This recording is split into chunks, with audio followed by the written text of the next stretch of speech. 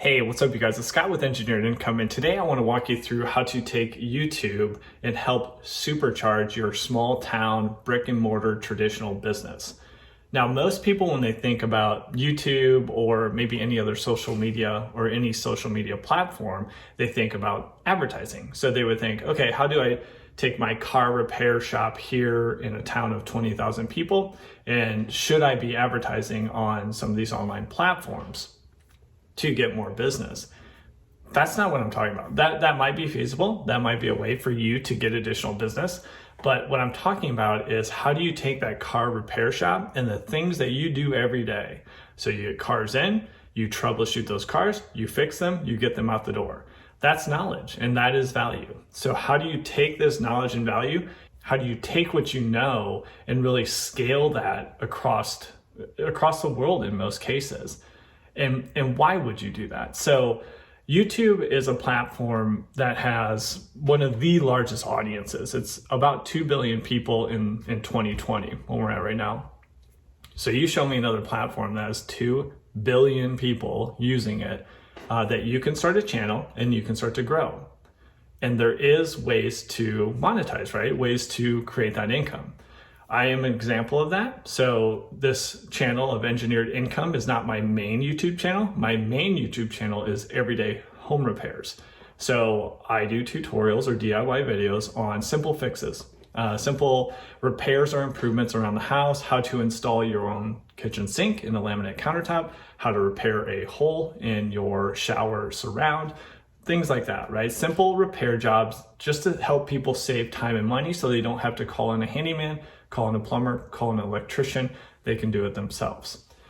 So now I can take what I do in my business, which is fix and flip properties like the condo I'm sitting in right now, and my rental properties, and take things that I'm already gonna do, right? So take things, I need to install a countertop. How about I capture this in a DIY video of how to cut that laminate countertop, how to install that laminate countertop, and walk people through that project. Now, not only does that serve what I need to do to fix and flip this condo for a profit, now that's going to be a video that's going to live on for years and years and years. That type of content is called evergreen content. It's not a contemporary topic. I'm not talking about politics. I'm not talking about sports, where maybe the views would come in, but that's going to be less relevant over time. This type of evergreen content of how to repair something, maybe a quilting tutorial, these type of things, have years and years and years and years of runway. And if you get enough views, and if your channel has 1,000 subscribers and 4,000 watch hours a year, you can monetize that.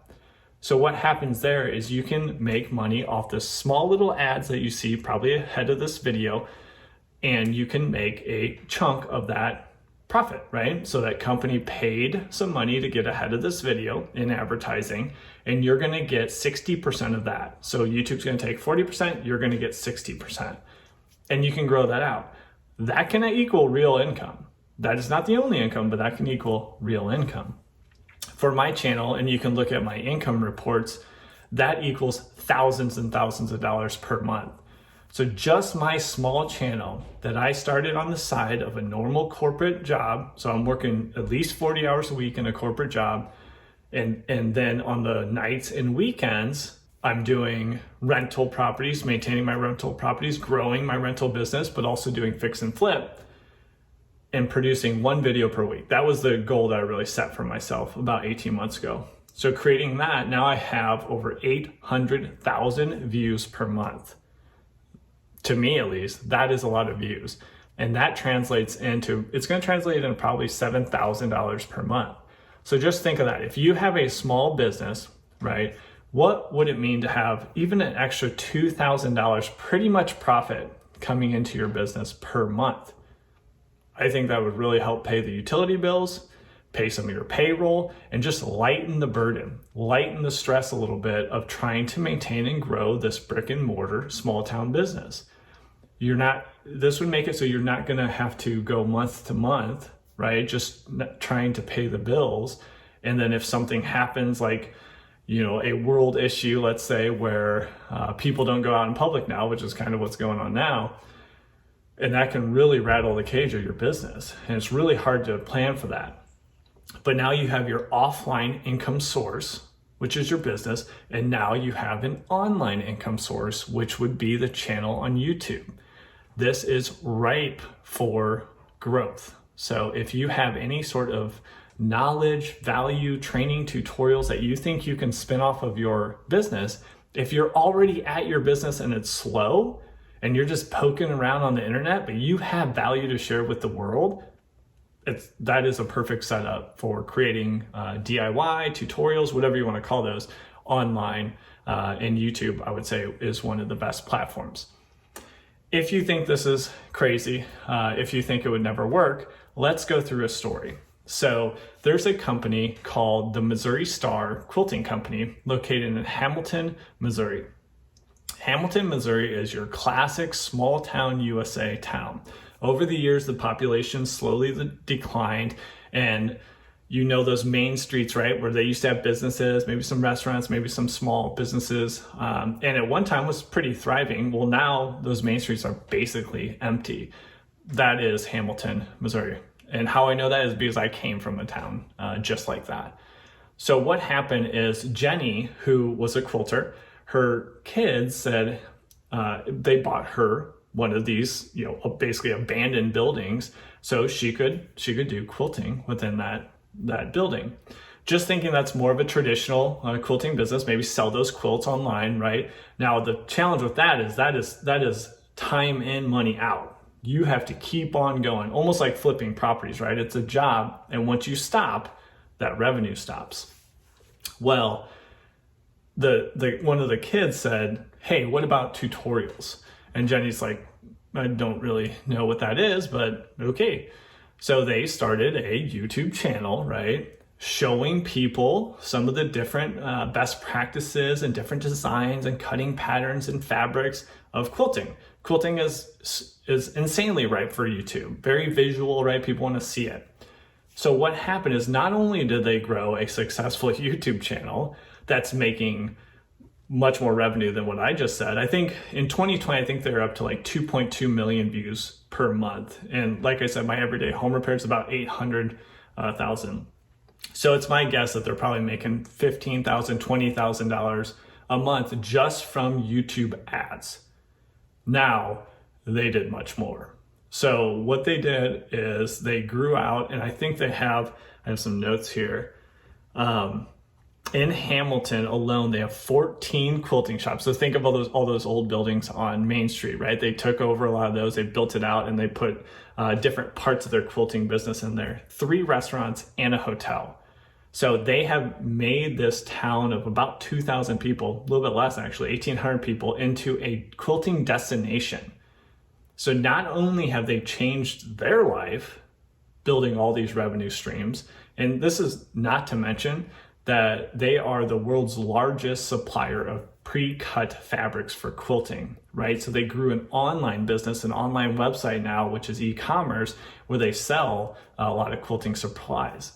And I mean, sky's the limit now for what they did. So they took a tiny small town quilting shop that traditionally would just make quilts and sell them, which is a fine business, and completely revolutionized it through the YouTube platform.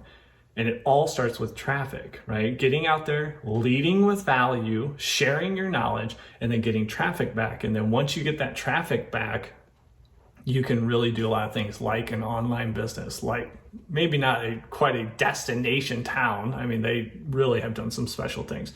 And even more, here's some notes. I looked at the town's financials. So these small towns are really struggling over the years, right, to make ends meet. Well, Hamilton, Missouri, a town of mostly decreasing population between 2010 and 2020, has now grown their budget.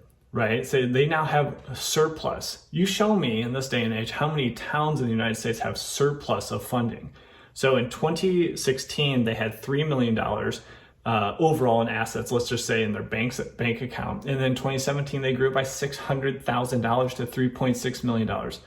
That's amazing.